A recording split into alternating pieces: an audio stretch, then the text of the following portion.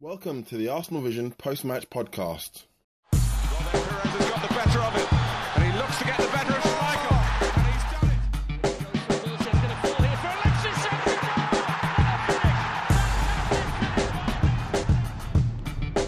Henry, chance, goal! This is me and Liam from arsenalvision.co.uk. We'll talk about the kiss of death. Before the game, I was banging on about the team's confidence being at a really high level after the whole City game, and how we thrive off performances, and how we're going to put in another great performance against Swansea. And it certainly wasn't to be. You know, I'm not the best place to talk about the game because I had to miss the second half due to work. Watched the first half though, and it was very frustrating. By all accounts, we improved second half, couldn't find the breakthrough, and they scored a goal. So, not very happy about the result. It makes you realise when you are unbeaten for a long time and then you come across a defeat, it makes you feel a lot worse. You haven't experienced that feeling for a while. And it doesn't feel too great today. Even though, you know, bigger scheme of things, it doesn't really matter. If we were like 3 points off the top or something, or we were level with Chelsea with a set amount of games to go, God, that would really hurt. But, you know, this is football. You can't win all your games, and it doesn't last forever. But, yeah, I'm going to watch the second half. I'm going to hand you over to some guys who have watched the game and can fill you in with all the details. Oh, also, I'd like to send our apologies for the podcast not appearing on iTunes. Been a few issues I need to sort out and make sure that this one does appear on iTunes, which I don't know yet, because I haven't put it on iTunes yet. So we'll see. Hopefully those issues will be resolved shortly. And yeah, back to Man United. Arsenal charitably provide cynical podcaster with reason to moan and complain. This is the Arsenal Vision post-match podcast, coming to you directly after Arsenal's valiant effort to defeat Swansea at home. But once again, they proved to be the unvanquishable opponent for the Gunners. My name is Elliot Smith. You can block me on Twitter at Yankee Gunner. Strongly recommend you do that. Been spewing more than my share of bollocks today, so be a perfect day to hit that block button and be done with me.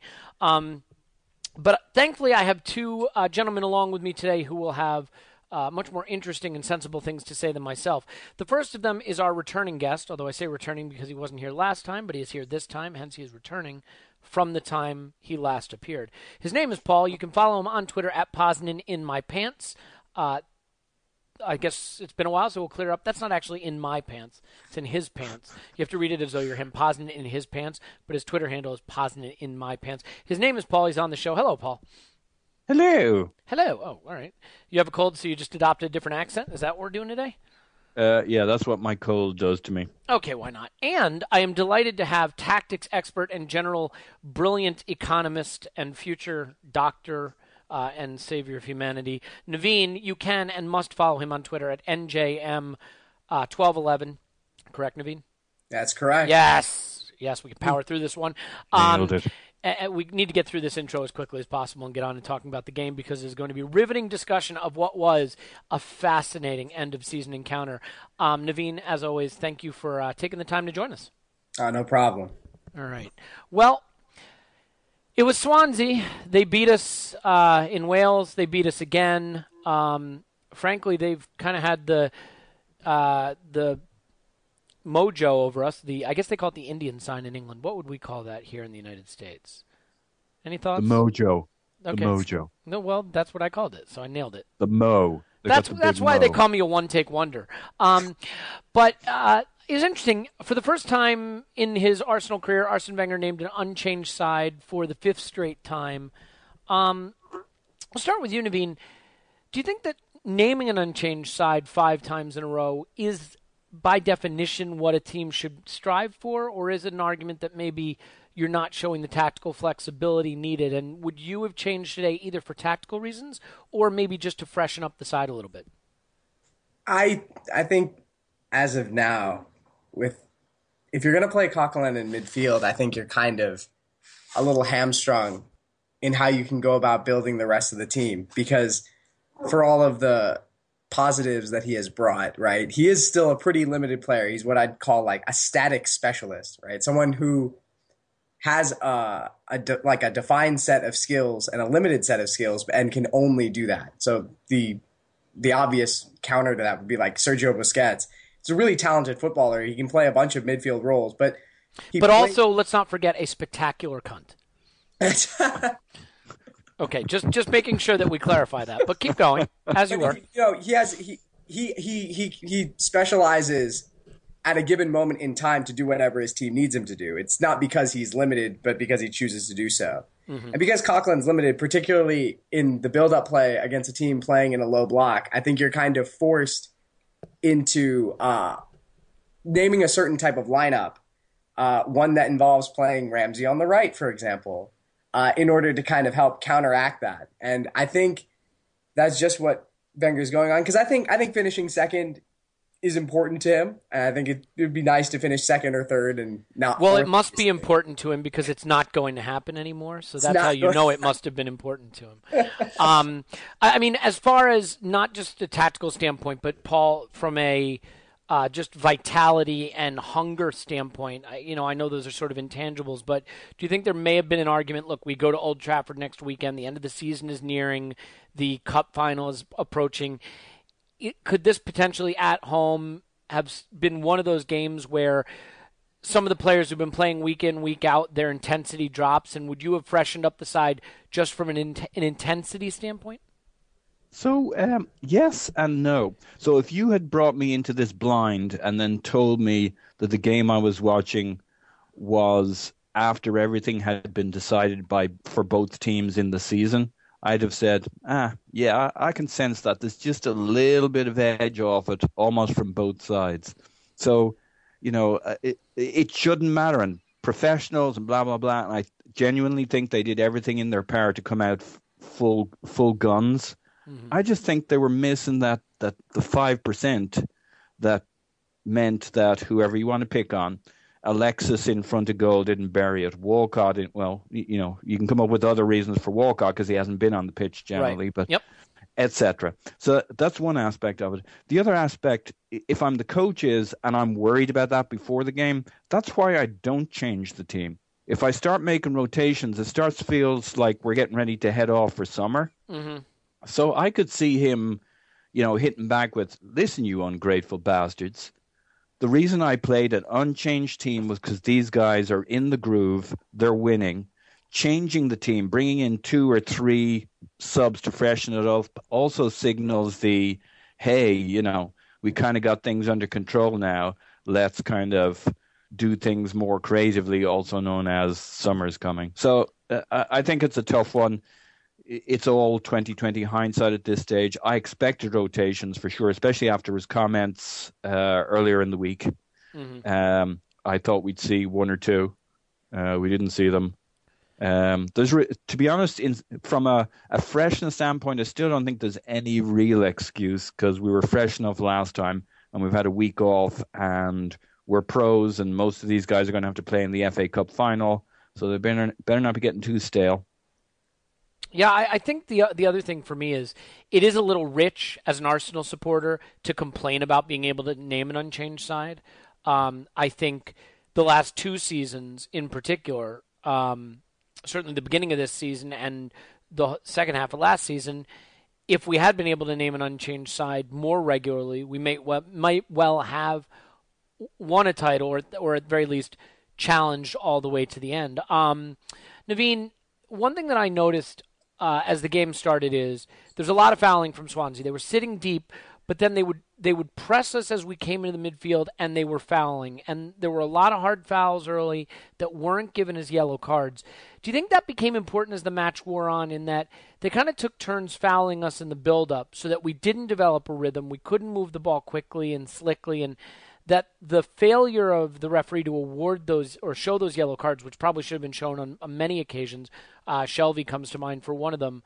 Do you think that sort of helped Swansea prevent us from getting into a rhythm, or do you think it's just a case of the ball, we weren't moving the ball fast enough and there was just a lethargy about our play in general? So, yeah, the Shelvey tackle on Alexis was particular, like that was kind of nuts how he didn't get a yellow. There were several early on, I thought, that should have been yellows. I mean, within the first 15 minutes.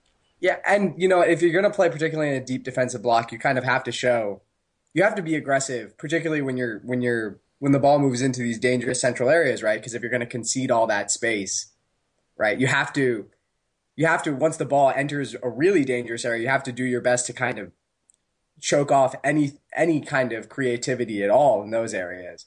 So it helps, right? If the referee kind of swallows a whistle, because it allows you to get away with conceding all that space because you can kind of thug it up when you need to.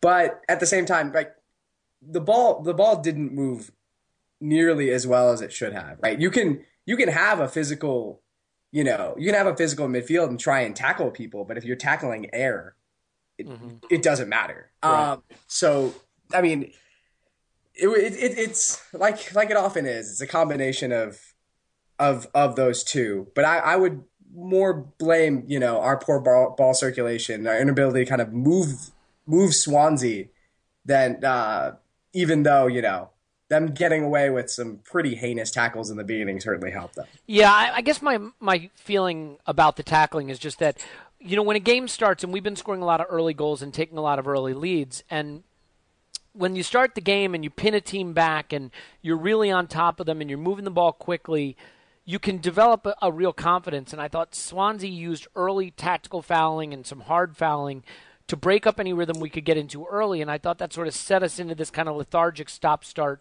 mode in the first half. And I'm not taking the responsibility, the burden off of us to have that intensity and that urgency, but I certainly think that some of those fouls played a part.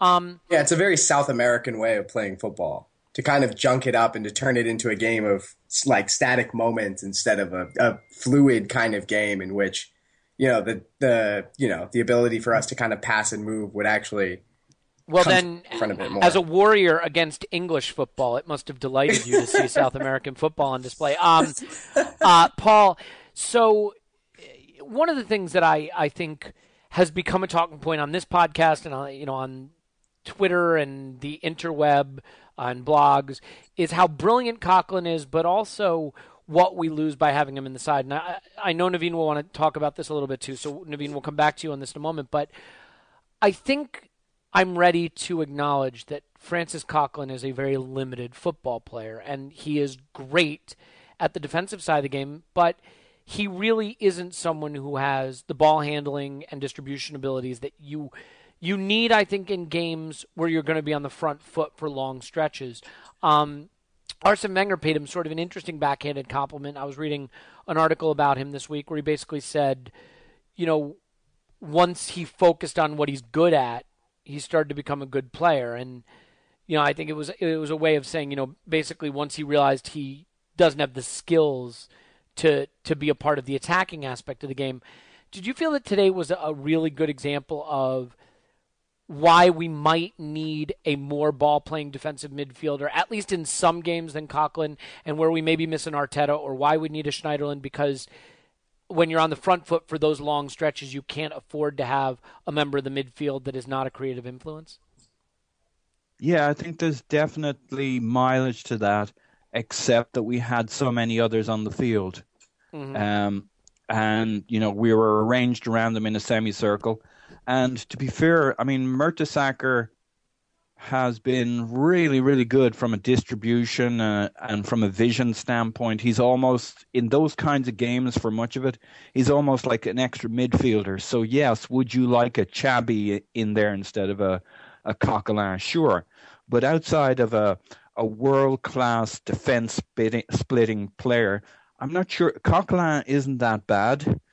He's just not an improvement over anybody else who's going to get the ball. He's maybe a slight step back. He still does some good things. He's unpredictable. He breaks the lines with pace and strength, so he gives you something else.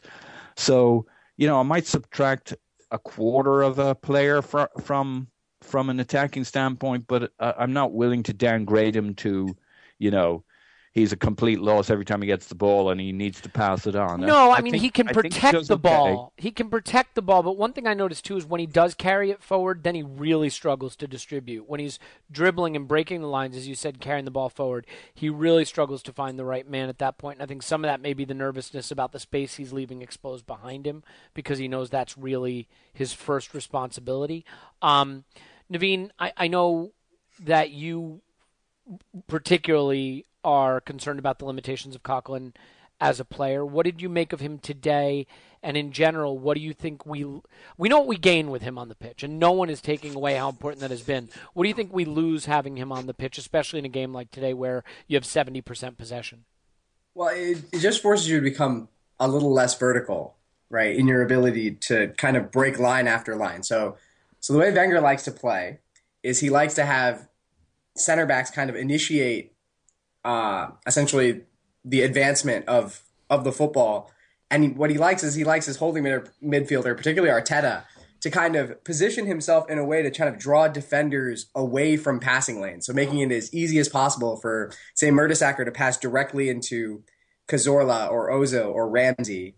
And then for those guys to be able to break those lines before the opponent can kind of regroup after that initial breakdown. But what you saw a lot of was Ramsey having to drop deep or Ozil having to drop deep in order to essentially work around Coquelin. So that's what you're really giving up, is you're giving up look, he underweights and he overweights a lot of passes. His passing isn't great. It's not, but that's not the real issue. The real issue is what he does out of possession. It's his inability. It takes a real high level of intelligence to understand how to position yourself to make all the other players around you better. And that's to take that step forward into a space or backward out of a space that moves the defender and gives that player on the ball a passing lane they wouldn't otherwise have. Right, and that's always my biggest issue is you just kind of have a passenger there when he's out of possession but the team's in possession. You have to kind of work your way around that. So it's not a surprise to me that, the interesting thing is like Ramsey is actually really good at these things. So Ramsey has like all the characteristics that you'd want in a player at the deepest midfield position, but only when Arsenal have possession. Mm-hmm. So when they can do the Cazorla Ramsey kind of central pairing, the build-up play becomes actually really good. And you saw it later in the match where with that, like once Coquelin was gone and Ramsey and Cazorla and Wilshere and Ozil were just kind of free to rotate without having to play around someone, but like essentially having the ability to have one more player higher up the pitch, the chances came a lot easier. And that's going to be the big issue. And this is why we probably need to buy someone, I think, someone maybe of a Schneiderlin or a Gundogan or someone of that ilk, someone who can. Or a James Milner. Can I tempt you with a James Milner? No. I don't need oh my God, the thought of James Milner and like Jack Wilshere playing together in central midfield and kind of running all over the place and just kind of being who knows where. It would be really interesting to see Liverpool sign him and play him. But the pace and the power, Naveen, you're not thinking about pace and power. Come on. Let's go over to you. Take another drink after that one. Yeah. Every time you hear pace and power, it's a drinking game. You have to drink. Paul, one of the things that is, I think, debatable right now is what we gain and what we lose from having Ramsey starting out wide. And with Alexis wanting to cut inside and have the ball played to his feet, and with Ramsey wanting to do the same, there isn't a lot of width. Now, I know Naveen will say playing narrow isn't necessarily the worst thing in the world, and we'll let him speak for himself because he's quite capable. But, Paul, was today for you in any way down to a lack of width? Do you think that having a natural wide player who stays wide and stretches the defense out a little so they can't be as compact would have been helpful today? I think width is a team game. Mm-hmm. Now, you and I both like Theo, though people would debate, these days whether he stays wide or he's always cutting into the middle. But he starts from out wide and he gives a threat outside. But he's not yet in the form of his life, and really the point I wanted to make was width is a team game, just like defending is. So, we've all seen the fullbacks push on. They can push on when they're confident in the team. and when we have control and we have possession. And so Ramsey coming inside is not the worst thing. It doesn't block us having width. That said, we weren't particularly good at generating width, at least in the first half. In fact, about the first half, as the great Maharishi Mahesh once said, not much can be said. Yeah, and that is a classic quote. That is one you want to break out often. I mean, do you think, and we'll get to the second half in a minute, but do you think in general we were as poor as the result? I mean, I know we dominated the game, but there's always going to be negativity when you lose. You know, I think about Nacho Monreal had a chance, Theo had a chance, Alexis had a chance, the finishing was poor, Giroud had a snapshot, Theo had a deflected cross that he tipped. Fabianski, if I remember right. Yeah. I mean, I thought Monreal could have had a penalty if he hadn't gotten his shot away when he got in behind their back four. Well, first let me ask you this, Paul. I mean, I'll let you ask this, then Naveen, I want to get your thoughts on width. Paul, was this a poor performance, or is this one of those cases, almost like United versus West Brom the other day, where when teams defend very deep, especially if they're very committed and you know, a decently well-organized team, you're not always going to break them down. Yeah, I mean, what do you think? Were we poor, or did we just face a lock that we weren't quite able to pick today? So I'd say I'll go with we were poor, with the caveat that these are very narrow margins. Just a little bit better, and you start tearing them apart. So it's always, that's the problem. It's like you can throw the baby out with the bathwater, but I think the issue today was we were that poor, and especially in the final, you couldn't even say the final third. The final what's left after the final sixth. Because we eventually made the chances we needed where we could have won it, and you would have said we deserved it. I mean, look, I know the XG is something I break out a lot, but the XG on this game had us, dominating this game. Now, my argument would be the XG had us dominating this game, but this game is a little bit indicative of another thing we're missing, which is maybe we still don't have that one player who you trust to come up with a goal regularly. I'm not convinced we have the one goal-scoring guy we need. Our Costa, and that was a bit my feeling today. Yeah, our Aguero. The guy. Yeah. All right, Naveen. So you don't mind narrow play. What do you make of Ramsey being deployed wide? Do you think this is how Wenger's going to want to play going forward and in the next season?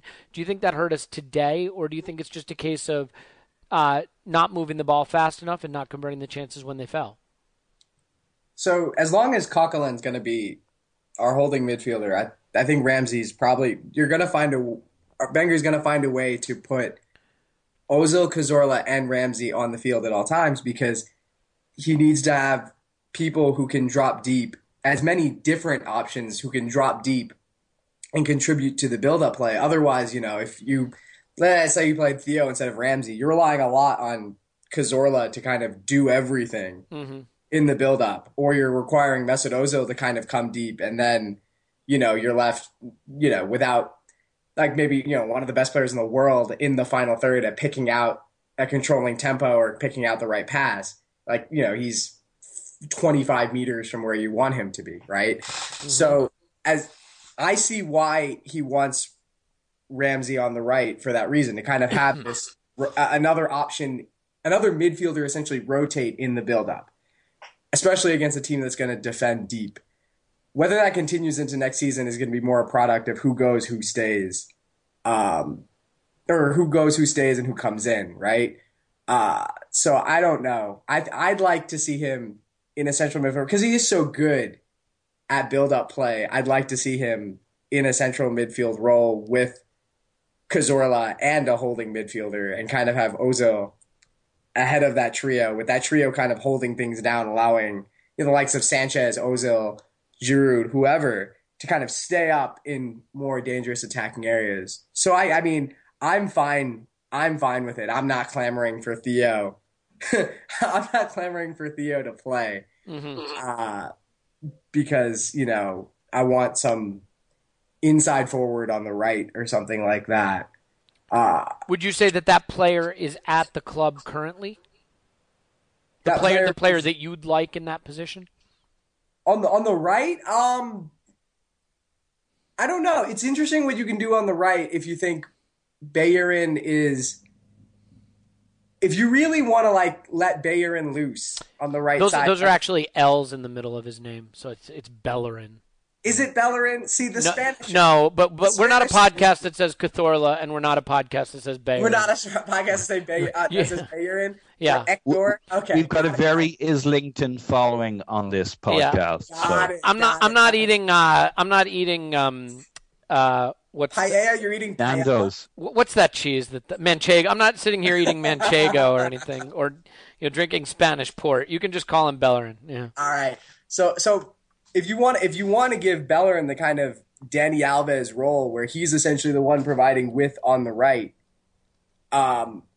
then you have a lot of options on what you can do with that right-sided player. You could buy a left-sided player and put Sanchez there. You could see what Ox could do. Maybe Ox could play that kind of role where he kind of comes into midfield from the right. I don't know if the option, if that option's really revealed itself. I mean, obviously Wenger. I assume because you haven't named him, you don't think it's Danny Welbeck. Danny Welbeck's an interesting option if you want to play a high pressing game because I think he's got pretty intelligent movement from wide areas into attacking positions, and that's how you'd like to see us play.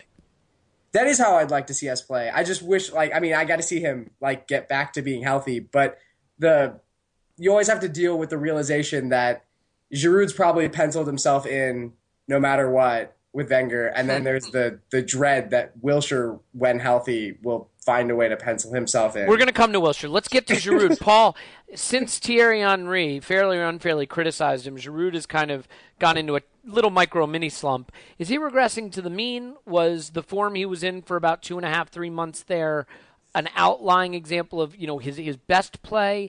What do you make of how Giroud's playing right now, and what do you make of the fact that when he's been taken off in the second half of both of these games, in favor of Theo? Is the manager, especially today when we actually needed a goal, the whole game is different because we didn't need anything.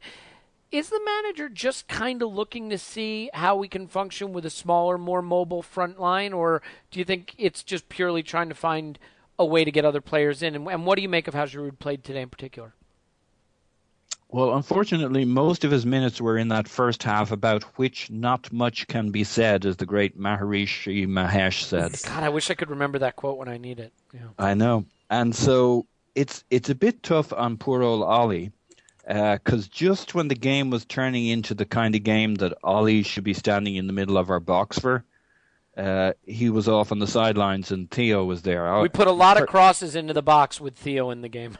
Yeah, and would I have liked to have seen Theo on? I think I would have brought... I don't know who I would have taken off as the only slight problem I have. I would have kept Ollie on, put Theo over on the right just to scare them, because the game was opening up quite nicely. That might have closed it down, mind you. And I would have... I thought Jack did really well when he came on. He came on the right, but quickly moved to the left, and then there was fluid interchange. He was basically on one of the wings or the other. So... in the bigger point, I think it's too small a sample size because it's only a couple of games since Thierry stuck the fucking knife in his back and chest and then went around the back a second time to do him in.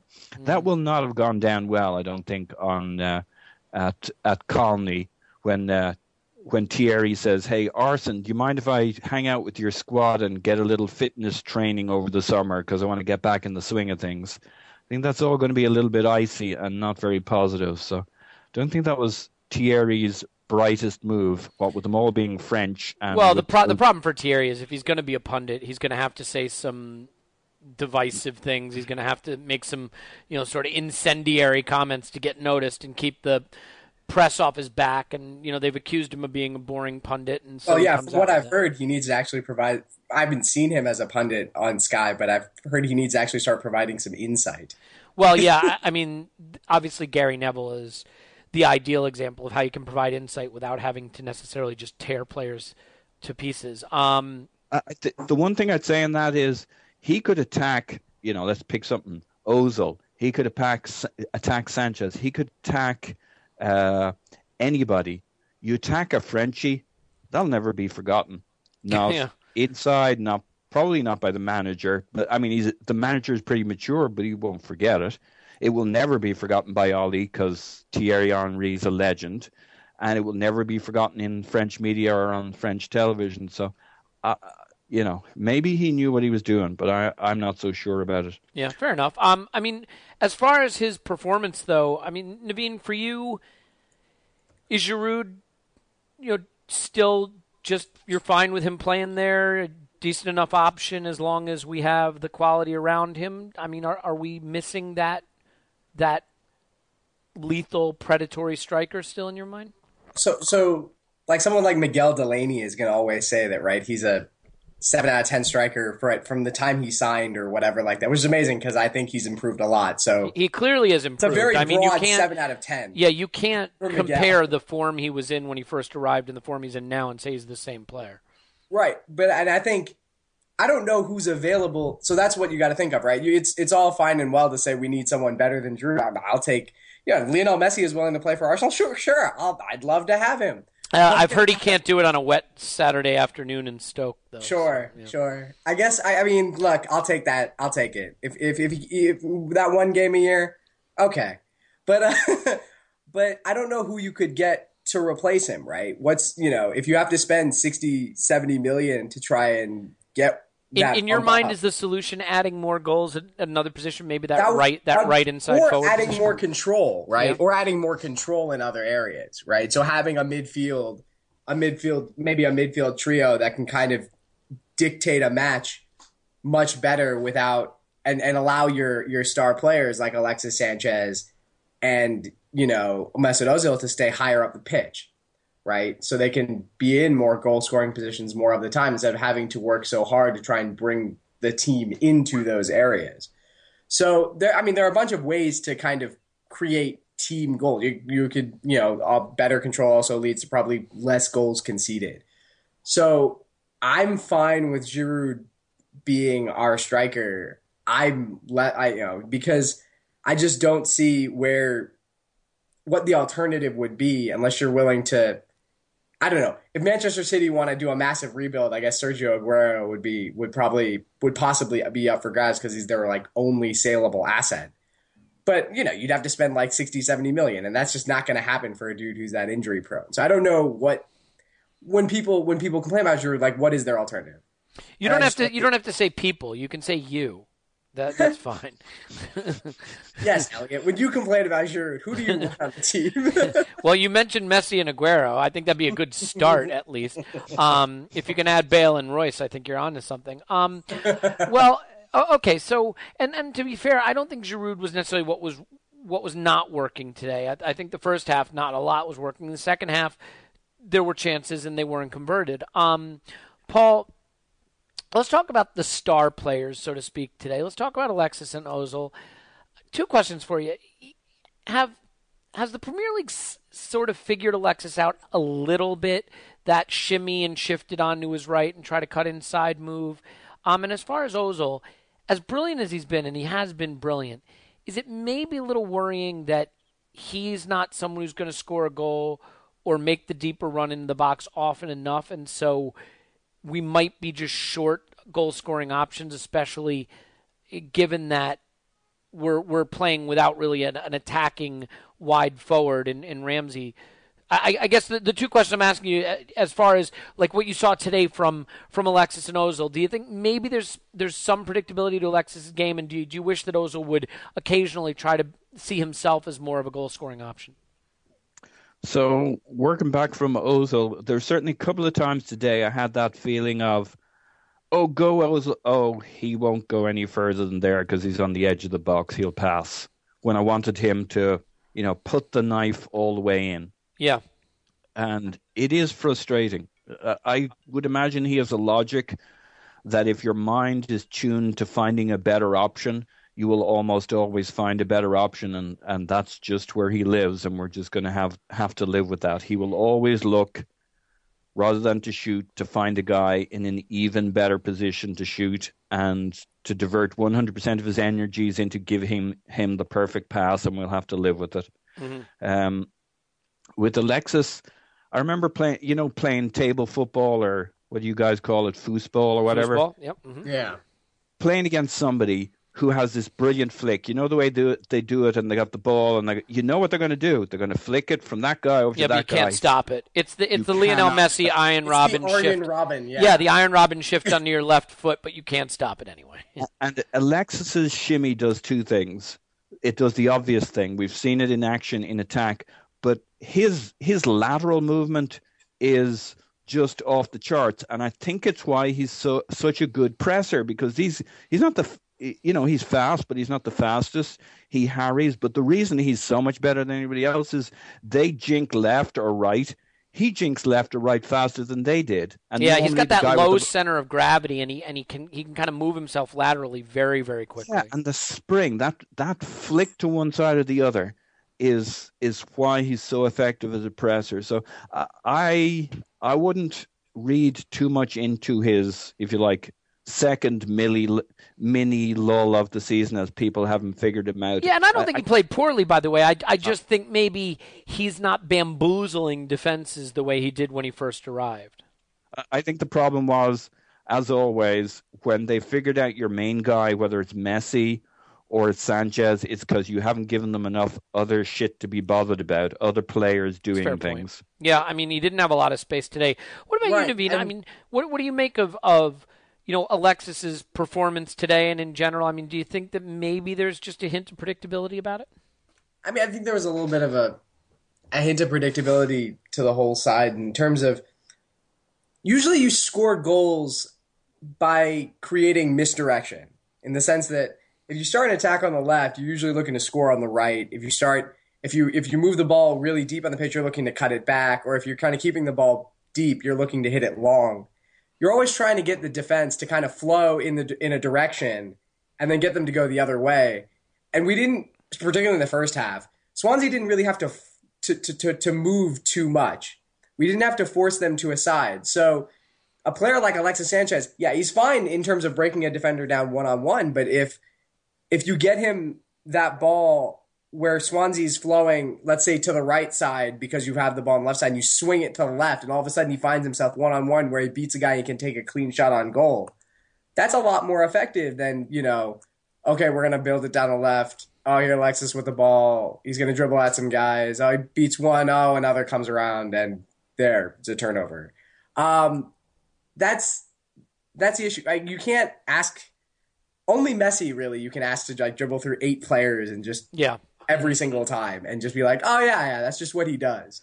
So you have to use the team to kind of get your players into those positions where they can shine. I just didn't think we did that very well in the first half at all. Yeah, I think that's similar to what Paul was saying. I mean, well, the second half things picked up. There were a lot of sort of half chances, and our finishing wasn't really there today. But I'm most curious about your thoughts at the point of the game where Theo and Jack were on. Jack isn't one of your favorites, Naveen, to say the least. People were really excited about his energetic performance against Hull, but that was probably an already beaten and very weary Hull side. What did you make of his performance today? And maybe you can just sort of tell people who aren't familiar with your idea, what is it that annoys you about Jack generally, and what did you think of what you saw from him when he was on the pitch today? So, I mean, my issue with Jack comes down to the fact that he's very, how can I say this? He's very Roy of Rovers. He wants to dribble through 3 or 4 players and then make, usually he doesn't make the pass. Usually ends up running into a 5th. But he wants to kind of take the team on his back, a la Steven Gerrard or something like that. Essentially, he's Gerrard wannabe, who I don't think has like the physical attributes that Gerrard had to allow him to kind of do what, that allowed Gerrard to do what he did from 05 to 09 or 07. And that's a problem, because that kind of individualistic kind of play without regard for the whole nature of the game, for the nature of, the 22 players, the ball, the situation. I mean, that's problematic. Where, so I say Ramsey is amazing in the build-up in terms of what he does with his positioning. Wilshire's kind of thing is just come deep for the ball and then just try and beat a couple guys. He did okay. He wasn't terrible. Like I said, the bigger thing I think for me was Coquelin coming off kind of allowed the ball to move more freely instead of thinking, where is my passing option going? The ball's just moving to whoever's in space because you don't have to worry about, we're trying, I probably shouldn't pass it to that guy, because he can't really do much with it. Or he's in a situation where, if this guy applies a little pressure, he's in some trouble. There's a greater trust, I think, with Wilshere on the ball than with Coquelin, which allowed for understandably, yeah. But when you see it, the one-footedness kind of irked me a little bit because there was an opportunity, I think, when Theo cut it back onto Wilshere's right foot, and he could have taken a Tony Kroos type shot from the top of the box or something like that. And he's not going to take that because he's not going to use his right foot in that sense. Or anytime he's down the left, he usually wants to go to the byline and hit a rather horizontal cross, which I'm not a fan of. I'm a fan of cutbacks. I'm a fan of crosses that have some kind of vertical dimension to them. But those horizontal crosses, especially with no Giroud there, those are wastes of possession to me. Yeah. So we did a lot of that too today. I mean, the second half we got into a lot of decent wide positions, but really didn't have the targets to do much with it. So those were kind of wasted possessions. But what about Theo in the second half? I mean, he got nearly kind of sort of on the end of a lot of moves, but it never really looked like he was very natural in that central position, especially as we were starting to play more crosses into the box. I mean, it's not really his game, right, to kind of play. So Theo he hasn't finished very well in a while, but Theo's normal game is run off the shoulder of the last defender. Exactly. It's run off the shoulder of the last defender, get the ball in space, and shoot, because he doesn't round keepers, he doesn't dribble very well. He's not a great dribbler or anything like that. But it's to shoot and to run. And if you have a lack of offside space to run into, right, and all the space is onside space, essentially because you're defending so deep, and particularly your back line is so deep, like his ability to kind of find those kind of weird pockets of space in front of the back four and then do damage it's not really there, right? He's not going to do that for you. Right. And that's the issue, is that it's actually kind of interesting. It's kind of weird to find a situation that fits Theo. It's almost like the best situation for Theo is a 2 or more goal lead in which the opponent is chasing a match. Because if it's a 1 goal lead, you don't have to worry as much about the defensive liability that he is, right? I'd rather bring on a Danny Welbeck or something like that in that case. But if it's 2-0, then maybe, but at that point you're sort of into the Podolski zone of usability. So well, I don't. I never wanted to say that about Theo. Oh my gosh, that feels so terrible. But that is kind of what you've just described, Paul. All right, go ahead. Now that Naveen is Savage, Theo and Jack, they're 2 players you've got a lot of time for. Go ahead and make the case for them in this game, or at least what you thought they added. I mean, because to be fair, we were a much better side in the second half. And although it was the second half where we conceded and ultimately lost, and we'll get to that very quickly, but it was the second half where we most looked like we might actually do what was needed to win. What do you think let's frame this in the positive. What do you think they added to the side in the second half that we were missing in the first? Well, Jack was really good, and I wouldn't take away from Naveen's overall criticism. I think it applies more when he plays in a different position. Today, he was very good on the left. A lot of the attacking threat came from there. It seemed a lot of the menace, the incoming balls. Yes, we could have done with Giroud instead of Theo in the 6-yard box, but Jesus, just get a toe on it. There's not much I can say about Jack of the negative variety today. But on the other hand, he wasn't exactly standing in the Steven Gerrard spot for the game, banging up and down. In the long term, to judge Jack when he hasn't been fit in a way he can't defend himself, and I won't be able to defend him till he has a number of breakout games, fully fit, over a period of time. And I think we will see him beating 3 and 4 people, putting the fear of God into the other team, which creates, like you see with a team when their goalkeeper gets upended 2 or 3 times, they get rattled as a team. The same thing happens when somebody like a Jack Wilshere goes waltzing through their team once or twice. Until someone puts in a crunching tackle and his ankles but that's, for 6 weeks. That's the other issue. The other issue is him staying fit. And, there's not much. Either he can stay fit or he can't. And it's a bit the same with Theo. Until he's match fit and playing and kind of in the run of things, again, it's just that, there's only so much you can pick on them for at this point.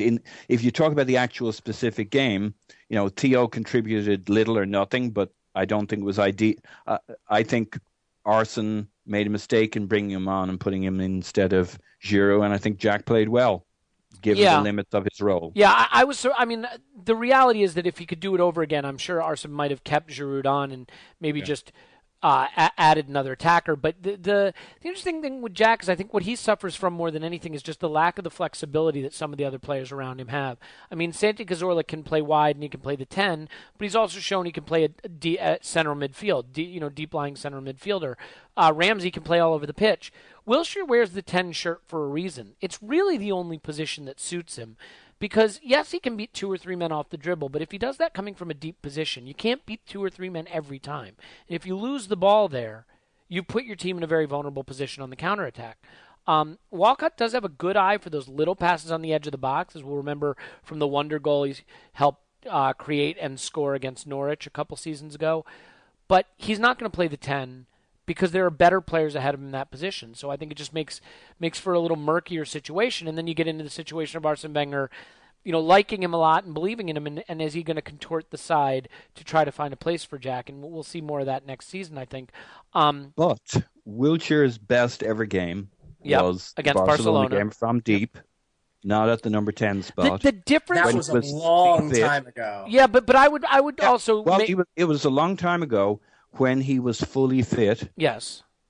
And so I'm going to hold with this. When he's fully fit over a period of time, and it's kind of included in itself, but back to the old Jack, then you can say what he can't do. And what I thought Jack did better than? Oh, sorry. Go ahead. Go ahead. Sorry, I'm sorry, Paul. That's it, really. When if and when he gets back to full fitness, full speed, there is not much that Jack can't do with the ball at his feet. I agree. I'll say 2 things about that game and the old Jack, so to speak. I think he used to be smarter about releasing the ball quicker. He wants to take on 1 more man or carry the ball 1 more yard now than he did back then. True. He was content to release the ball earlier. And the other thing about the Barcelona game in particular, we weren't on the front foot in that game. We were defending deep. So he could take that risk of beating his man because he had 9 of his teammates behind the ball. What worries me about Jack if he plays deeper in midfield is you're not going to beat every man every time.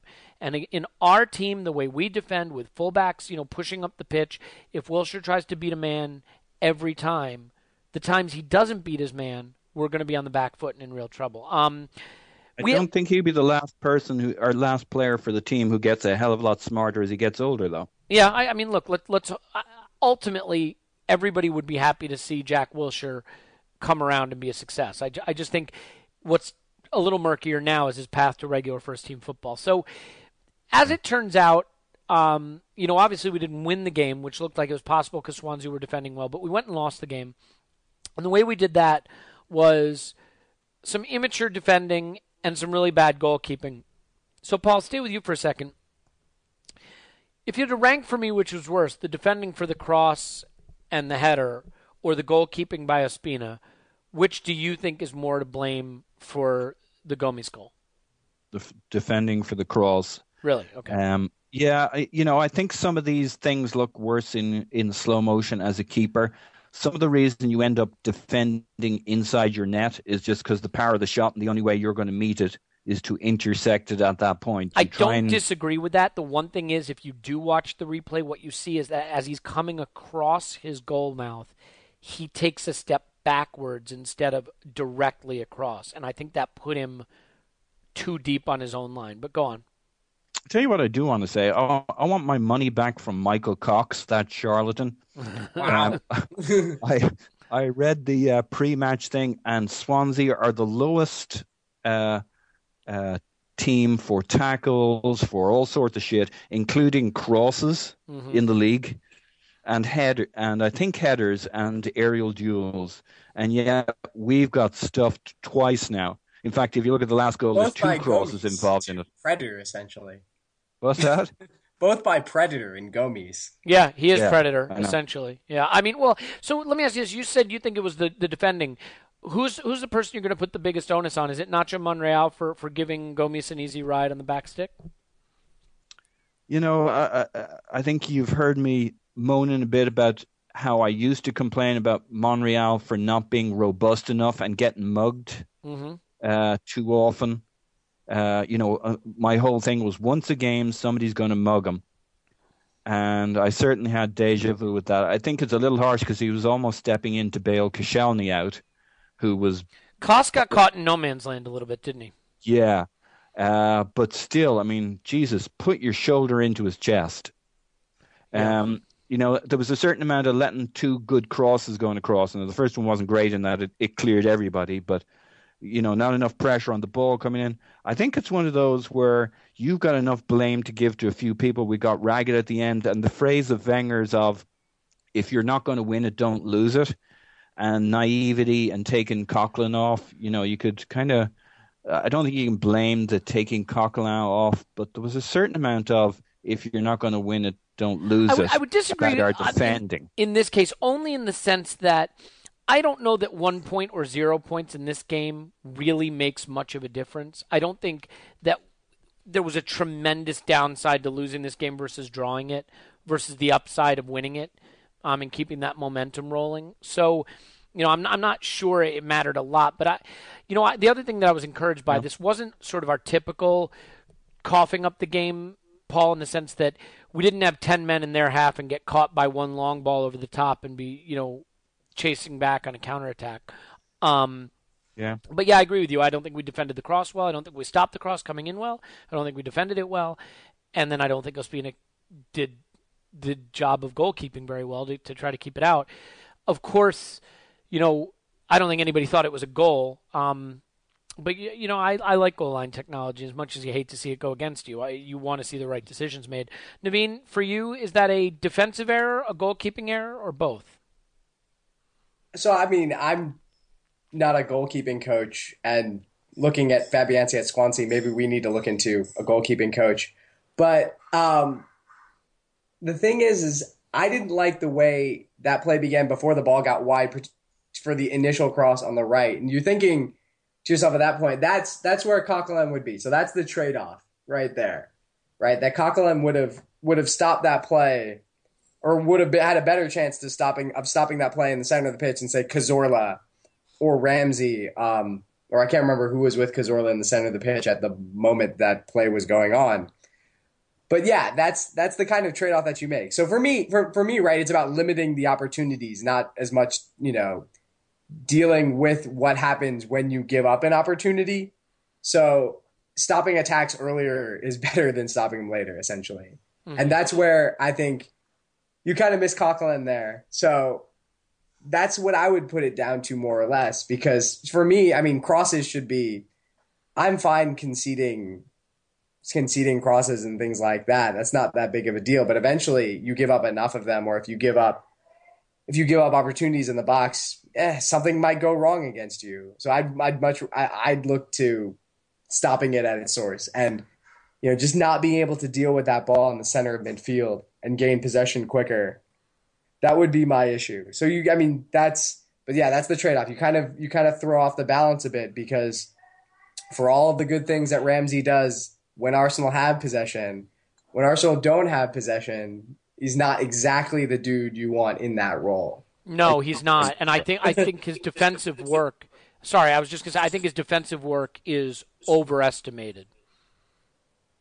Yeah, I mean, his defensive work is fine when he's in those kind of so like last year or in 2012-13, the second half, when you're kind of sitting in a deeper block, it's a more compact shape, and he kind of is allowed to kind of use his energy because there are other people around him who can kind of pick up if he makes a mistake, decision-making wise or execution-wise. But when you're trying to cover more, larger amounts of space and a more proactive side and a more possession-based side, that's when things get a little funky and not great for Rambo. So, yeah, it's one of those things, right? Coquelin has a lot of the things that you want when Arsenal don't have possession. Ramsey has a lot of things you want when Arsenal are in possession for that role. If only we could just figure out a way to just bring them together Frankenstein or Dr. Frankenstein style. Right. Yeah. Yeah. I mean, Frankenstein was the doctor. Frankenstein's monster was the monster. Yeah.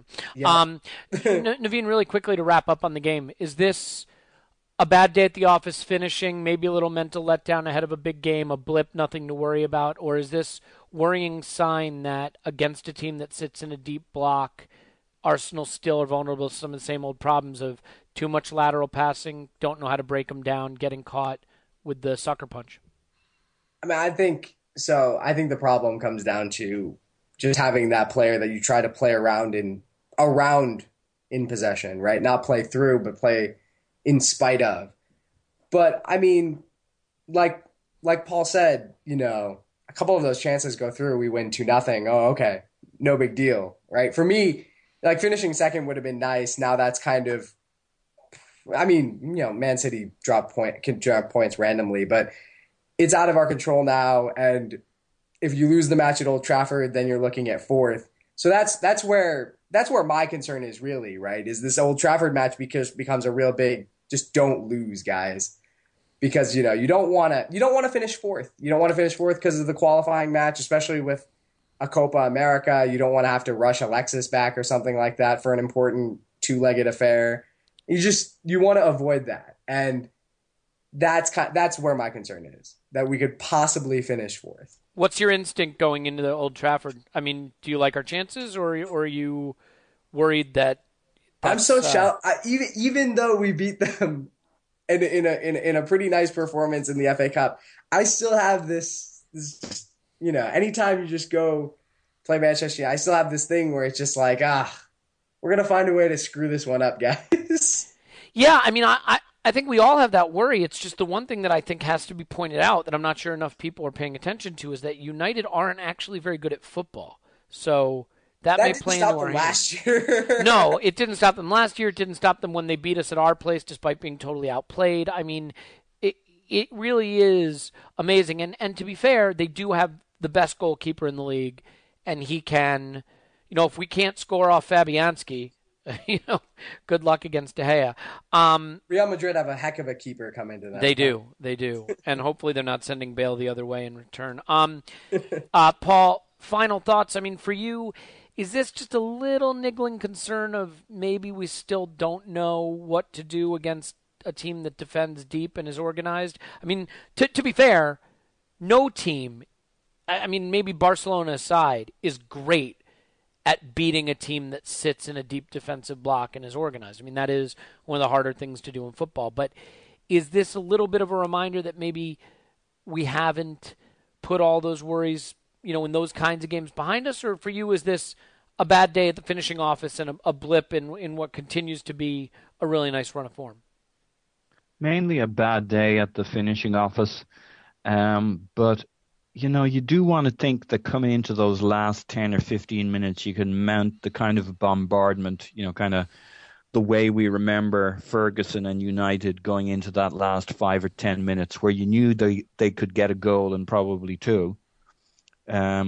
We've been good at other areas of the game, and probably you could show me some statistics that show that we're pretty good in the last few minutes of getting goals, but it just doesn't feel like we can crank up that dial to kind of, warp factor going into that final phase and really polish it off.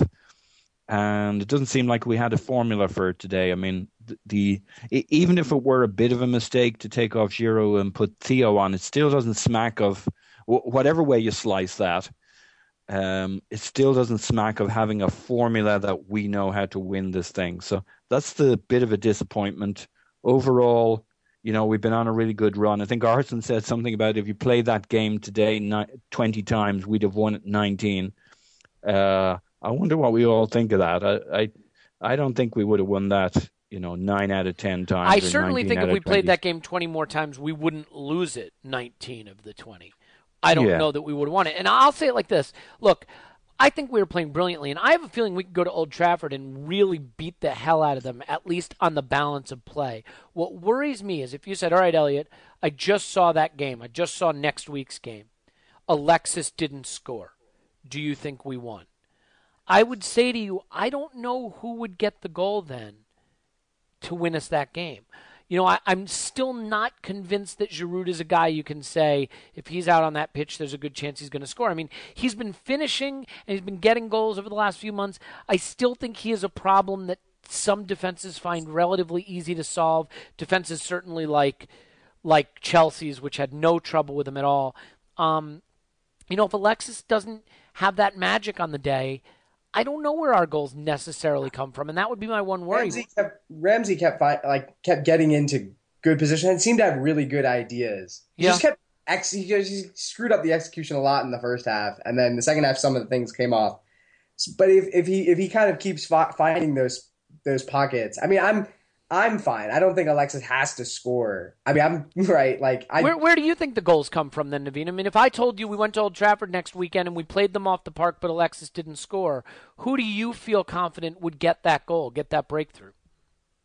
I mean, I'm confident in someone creating a chance for whoever it happens to be. Right, whether it's Ramsey or whether it's Ozil or whether it's Cazorla. I mean, I don't know. Well, wait a minute. Cazorla cannot. He is not legally allowed to put the ball. Not score a chance. Right. Okay. Cazorla is not legally allowed to put the ball in the net from open play. So create a chance, not score a chance. Okay. No, if he scored one from open play, particularly inside the box, that would be absolutely astounding. Yes, exactly. Because I don't think that's ever happened. I cannot remember the last time that's happened. I mean, don't get me wrong, he's been brilliant, but that is a definite bizarre flaw from a very technical player.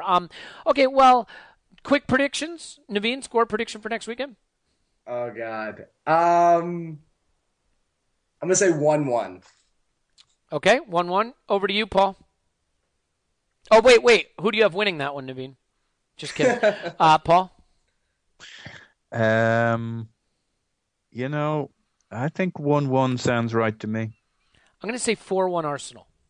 Wow. Jesus. I think United are ripe for an absolute hiding. I mean, is Carrick going to be back? Do we know? What is? No, he's not, I don't think. Well, I don't know that for sure, but based on what I read a couple of days ago, it didn't sound like he would be. Yeah, anyone have a quick view towards that at all? I mean, because that kind of screws up their ability to kind of actually build from the back, because that may lead to Herrera having to play deep, and that kind of screws up their midfield a bit. So yeah, it's a blow. It's a blow because ideally they'd have Carrick behind, and then kind of Herrera on that next vertical level to kind of help them kind of build up play that way. So it's a blow. Yeah, I mean, I think I don't know. I just think they're ripe for getting absolutely taken apart. I think their defense has been getting it done with smoke and mirrors. I think without Michael Carrick, they don't have that solidity at the base of midfield. I think it's easy to play through the midfield. I think we still played well in possession today. Ruled out for the season. Yeah, okay, there you go. So he's out. I mean, they don't have anyone reliably scoring goals for them right now, with Rooney sort of fading and Van Persie looks done and Falcao has been useless and Di Maria's been poor. We struggle with Fellaini, but other than Fellaini, I mean, that's a side right now that I think is ripe to be taken apart. And you cannot convince me that Ashley Young and Antonio Valencia are good players. So, look, I mean... I told you Alexis didn't score. Well, that's the question. I mean, if Alexis doesn't score, Olivier Giroud has to step up and show that in the big games, and I know he has scored in some big games this season, that he can cause them trouble. What worries me, too, is he has so little pace, and, the way they defend, I think you can get behind their back four. But he's not a player who's going to get behind the back four. You know what? I'd almost go with Welbeck again, and the manager said he might be ready. So it'll be interesting to see if he says, you know what, it worked one time, let's send him out at Old Trafford again. Look, we should leave it there before we really delve into the rambling mess part of the pod. But I think different podcast, right? The rambling football. The football rambling mess. Something like that. We could just rename this pod that. I really want to thank you guys for coming on, though. I mean, this pod, sort of like the game and the last couple games, has sort of an end of season feeling to it, where you don't know what to make of the performance. You don't know if it means a lot or a little. I said a couple weeks ago, and I stand by this, our season comes down to 2 games, Old Trafford and the Cup final. And so no one will be thinking back to this loss if we beat Man United next weekend. Let's hope we have the energy and the enthusiasm and the focus and the drive to do it. If our finishing is just a little better, I certainly think we can. Naveen, I want to thank you, first of all, for coming on and providing the insights that you do on Twitter. And for anyone who's not following you on Twitter, they should. It's NJM1211, correct? That's right. NJM1211. Naveen, thanks so much. Really appreciate it. It's been a pleasure. Yeah, the pleasure has certainly been all yours. And Paul, I mean, you're here. So there's that. You can follow Paul at Poznan in my pants, but it's his pants, but it's Poznan in my pants. Paul, as always, you were here. Woohoo! And we thank you for it. My name is Elliot Smith. You can block me on Twitter at Yankee Gunner. Strongly recommend you do it. Wouldn't read any of my tweets from today as they were absolute rubbish, as were Arsenal in the final adjudication. But next weekend, Old Trafford, very, very important to win to keep the real momentum going, to really convince that we can get it done in the big games. And we will be back with a podcast following that game, regardless of the result. We hope you'll join us then. Until then, enjoy the second leg of the Champions League semifinals. As I always recommend, put your hand over one side of the screen and pretend it's Arsenal playing in the game. We'll talk to you next week. Cheers.